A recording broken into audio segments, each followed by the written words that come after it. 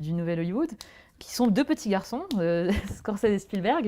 Donc, bon, moi, je retiens ça peut-être avec aussi Eastwood, mais c'est déjà une autre génération. Alors j'ai relevé le nombre d'entrées des derniers films donc de De Palma, de Coppola, de Spielberg et Scorsese. De Palma et Coppola font 100 000 entrées en France pour leurs derniers films. Spielberg et Scorsese respectivement 1 million et 3 millions. Spielberg et Scorsese sont les plus prolifiques, les plus célébrés, je l'ai dit au début, et pourtant ils sont antinomiques. Il y en a un qui représente l'establishment, vraiment le petit garçon à soquette blanche, l'héritage classique, l'idéalisme américain. Et l'autre, pour aller très vite, la contre-culture, le cynisme et le cinéma de contrebande. Et plus aussi, il est plus branché sur l'Europe en fait. Donc ce serait gangster contre citoyen américain, aristocratie peut-être contre démocratie. Et ce que je vous disais, Mr. Smith au Sénat contre les fantastiques années 20. Est-ce que c'est eux les deux? Est-ce que vous êtes d'accord avec Euh, Écoutez, ce bilan sur le fait qu'ils ont gagné, il n'y a pas à être d'accord ou pas, c'est le fait, c'est un fait. Ouais. Bon, voilà. De fait, Spielberg et Scorsese, de cette génération-là. 3 millions contre alors, 1 million quand même, donc Scorsese a plus, quand même un peu plus. Il intéresse un peu plus que Spielberg. Oui, oui, oui, bien sûr. Lincoln, le loup de Wall Street intéresse plus que Lincoln, on Oui, pourrait c'est le dire vrai. En comme même ça. temps, Spielberg tourne quand même plus, donc voilà, il y a des moments où Spielberg se rattrape, mais je suis d'accord, c'est les deux gagnants.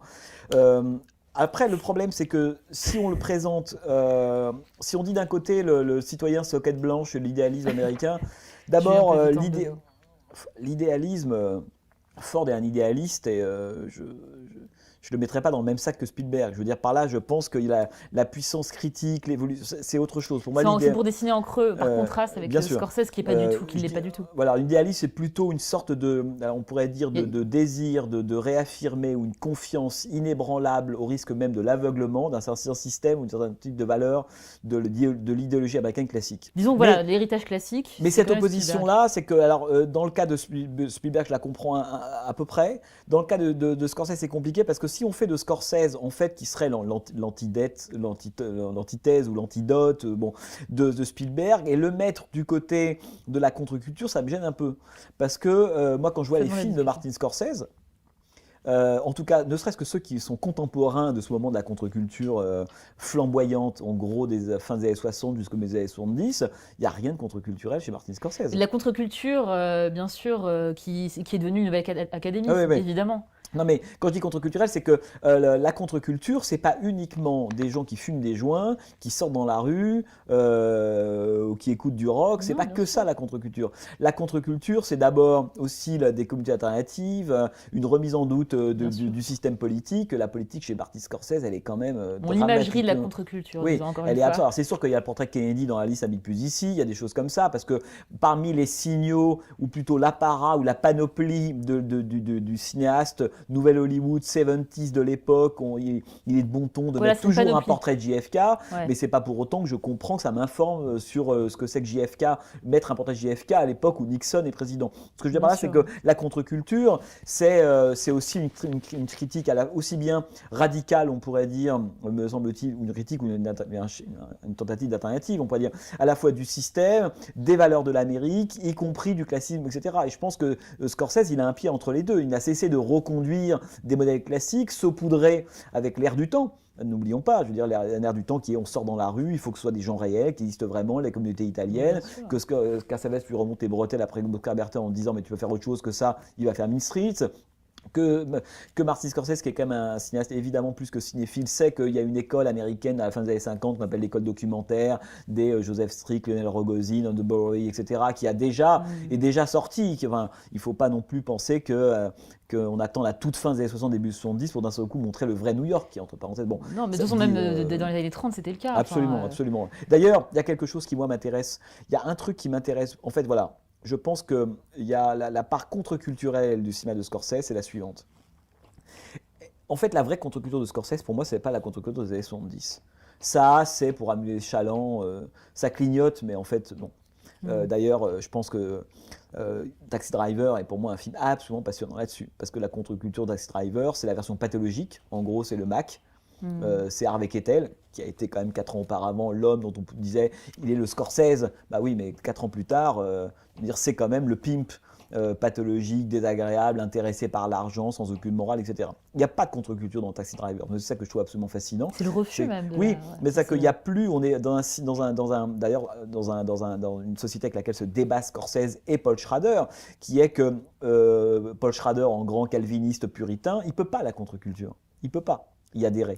Et en même temps, il ne peut plus, il est obligé de remettre aussi en question, il sent bien que sa culture, son bain, on pourrait dire, naturel d'éducation, n'est plus tenable non plus. Donc, le Taxi Driver, c'est le résultat, on pourrait dire, de cette espèce d'impossibilité d'habiter un monde comme un autre. Mais la contre-culture dans Taxi Driver, elle est aussi détestable. À mon avis, elle est autant détestée que le milieu de la conservation, etc. Bon. C'est une évidence. La façon dont Scorsese intervient dans le film, en train de montrer cette femme qui se tape un noir. Enfin, quand on relit le Taxi Driver en 75 à l'aune de des signaux que brandissait la contre-culture, ils sont tous remontrés de façon monstrueuse, négative, comme la maman et etc. la putain, en fait. Exactement. Donc je pense que là, ça c'est important parce que là, on voit bien quand même le rapport de Scorsese à la contre-culture, il me semble-t-il un peu compliqué. Et puis après, je pense que on pourrait comme ça multiplier les exemples. Je pense que la contre-culture, en fait, n'intéresse pas Scorsese profondément. Il s'en fout un peu. Par contre, il y a une contre-culture qui l'intéresse. Et je pense que si on devrait établir un vrai lien, en fait, il en parle un peu dans son documentaire sur le cinéma américain classique. Il dit oui, c'est une période que... C'est un documentaire qui date de la fin des années 80, début 90, je sais plus c'est 90, début 90. Et il dit il y a eu un moment formidable dans le cinéma américain, le Hollywood pré-code. Il faut juste rappeler que le pré-code, c'est une période qui va de 1929 à 1934, très précisément, qui est le moment un peu étrange, en plein moment des studios d'ailleurs. C'est le moment où, pour différentes raisons, on pourrait dire de libéralisation à la fois des représentations, de scandales, Fatty Arbuckle, tous ces gens-là, les ligues puritaines et on pourrait dire de bienséance américaine commencent à avoir d'un mauvais œil l'influence du cinéma sur les jeunes Américains et commencent à vouloir, à tenter d'interdire, parce qu'à l'époque, il y a différentes ligues en fonction des différents États. Et donc le manque à gagner possible pour l'industrie commence à être important, parce qu'à certains endroits, on commence à dire oui, il y a trop de luxe, il y a trop de femmes dévoilées, les comédies musicales, ça commence à être un peu limite ce qu'on voit sur les écrans. Donc nous, nos ligues, l'équivalent d'office catholique, on va interdire à nos ouailles, à l'époque ils sont très très puissants, on les suit véritablement, ils sont vraiment prescripteurs, on va interdire d'aller voir ces films-là. Donc l'industrie se met à paniquer, et à dire plutôt comme toujours, plutôt que la régulation arrive de l'extérieur, on va nommer quelqu'un chez nous qui est le fameux ancien ministre des Postes, Joseph Hayes. Ça, c'est pas le pré-code. C'est le mot. Là, vous décrivez le code Hayes. Voilà. Oui, mais là, ce qui est intéressant, c'est que entre le moment où ça se passe à la fin des années 20, le code Hayes, il va être ce fameux code de régulation écrit par quelqu'un qu'on paye très très grassement pour calmer en gros les fous furieux. Ce code, il va être écrit au début, je crois qu'il est en 1930. Donc là, c'est la fête.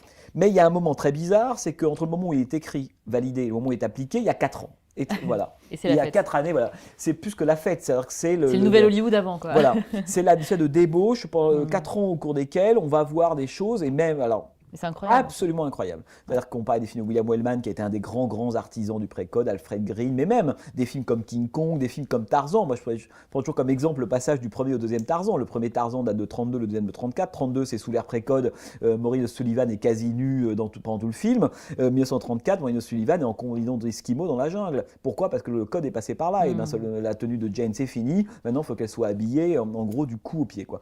Et donc, c'est intéressant parce que ce qui explique le fait, c'est pas réchauffement climatique d'un seul coup de la jungle en 2 ans. Ce qui explique ça, c'est tout simplement l'arrivée du code Hayes. Donc de 30 à 34, il y a 4 années au cours desquelles le code est là, mais n'est pas appliqué. Donc il y a une liberté absolument incroyable dans l'histoire du cinéma américain pendant 4 ans. Et ça, c'est ce qu'on appelle donc le pré-code. Liberté de représentation, des choix politiques, les communistes, les hobos, ça tombe pendant la Grande Dépression. Donc c'est aussi un moment où l'Amérique commence à être un peu moins sûre d'elle-même et de ses modèles. Donc il y a une liberté incroyable, violence, tout y passe. Et alors, une prostituée est vraiment une prostituée. Absolument. Et même des femmes qui n'hésitent pas à monter, à tromper, à être adultères, qui s'affirment elles-mêmes pour voilà.